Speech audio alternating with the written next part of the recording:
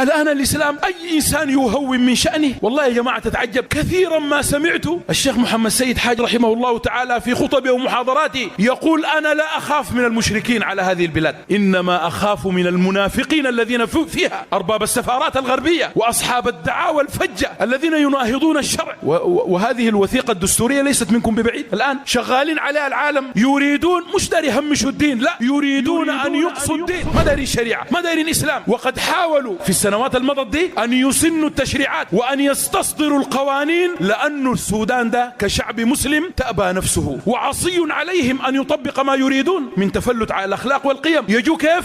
بالقانون، يفسدوك بالقانون، يضيعوا قيمك ومبادئك بالقانون. أنا لا ألوم الغرب في تخطيطه، أنا لا ألوم الغرب في تخطيطه، لكن ألوم المسلم المفتون وألوم أمتنا التي رحلت على درب الخضوع ترافق التنين، وألوم فينا نخوة لم تنتفض إلا لتضربنا على أيدينا. يا أيها الغرب المخيف إلى متى ترضى بسلب حقوقنا منا وتطلبنا ولا تعطينا؟ شكرا، لقد أبرزت وجه حضارة غربية لبس القناع سنين. شكرا، لقد نبهت غافل قومنا وجعلت شك الواهمين يقينا. يا أيها الغرب انتظر إسلامنا، والله ستكشف الغمة، والله سيظهر هذا الدين، لأن ربنا وعدنا في كتابه سيظهره على الدين كله، سيظهره على الدين كله. سيأتي هذا اليوم. يا أيها الغرب انتظر إسلامنا، سيريك ميزان الهدى